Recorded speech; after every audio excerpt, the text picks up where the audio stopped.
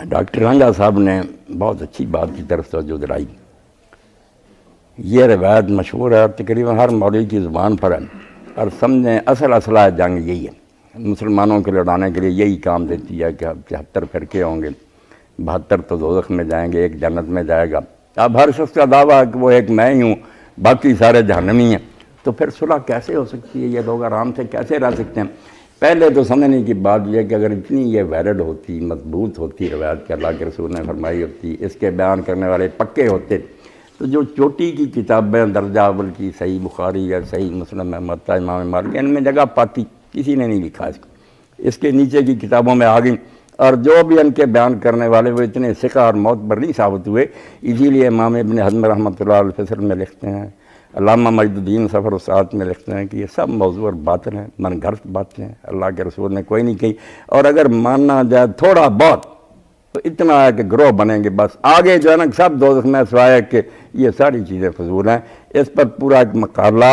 رسالہ البینات میں کراچی میں شائع، انہوں نے پوری تفصیل سے لکھا کہ زیادہ سے زیادہ گروہ بنیں، کوئی بات نہیں، آخر لوگ سوچنے سمجھنے والے ہیں، گروہ بن جانا کوئی ایسی بات نہیں۔ جب آپ ایک عبارت کو پڑھیں گے تو ظاہر وہ انسانی زبان میں ایک قرآن ہے، بے شک اس کے کئی مفہوم بن سکتے ہیں، اگر ایمانداری سے کئی مطلب لیے جائیں تو کوئی حرج نہیں، ایمانداری ہونی چاہیے۔ آپ دیکھیں قرآن مجید میں یا وضو اور غسل کے مسائل میں او لامستم النساء،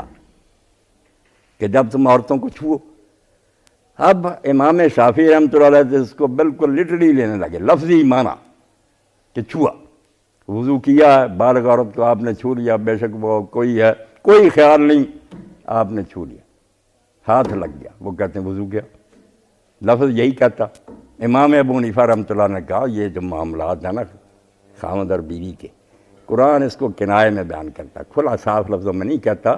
بہت احتیاط سے کام لیتا، پردے سے۔ اس لیے چھونے سے مراد جو وہ عمل ہے جو کرتے ہیں لوگ، اس کی بات ہے، ورنہ محض چھونے سے کچھ نہیں ہوتا۔ اور اس کے لیے دلیل انہوں نے دی کہ رسول کریم علیہ السلام تہجد پڑھتے تھے،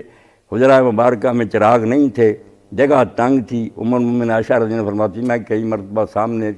آپ کے لیٹی ہوتی تھی، آپ سجدے میں جاتے وقت میرے پاؤں جو پھیلے ہوتے تھے اس طرح اپنے ہاتھ سے ٹھوکر لگا دیتے تھے، میں ان کو سمیٹ لیتی تھی۔ تو امام صاحب فرماتے ہیں کہ اگر چھونے سے وضو جاتا تو رسولہ کرا جاتا، اس لیے یہ چھونا صرف وہ چھونا نہیں جو لفظی ہے بلکہ مراد مباشرت ہے۔ تو میں نے یہ مثال دی کہ ایمانداری سے بھی کسی بات کو سمجھنے میں اختلاف ہو سکتا ہے، اس سے قیامت نہیں آتی، گروہ بشک بنے، اگر نیت ہے نیک تو سارے جنت میں جائیں گے، جہنم میں نہیں جائیں گے، خالص نیت ہو تو سارے حضور کے امتی ہیں۔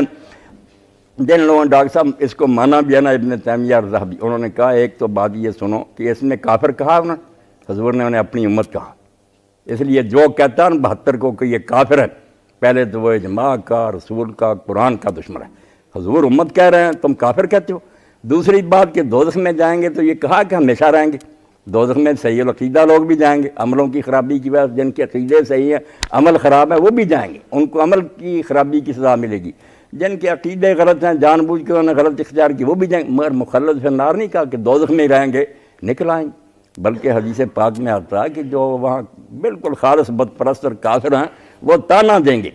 ایسے مسلمانوں کو جن کے پاس نیک عمل نہیں رہ گیا، عقیدہ صحیح تھا۔ اب وہ کہتے ہیں تمہیں کیا ملا یار، تم اللہ کو مانتے تھے، رسول کو مانتے، تمہیں کیا ملا، ہمارے ساتھ ہی جل رہے ہو۔ تو اللہ کی غیرت جوش میں آئی کہے گی کہ مجھ پر ایمان لانے والوں کو تم اپنے برابر سمجھو، جاؤ اب تم رہو گے جہنم میں، ان کو میں موحدین کو سب کو نکال لیتا ہوں، آخر انجام ان کا جنت ہوگا۔ اس لیے یہ 72 کے 72 ہی فکر نہ کریں،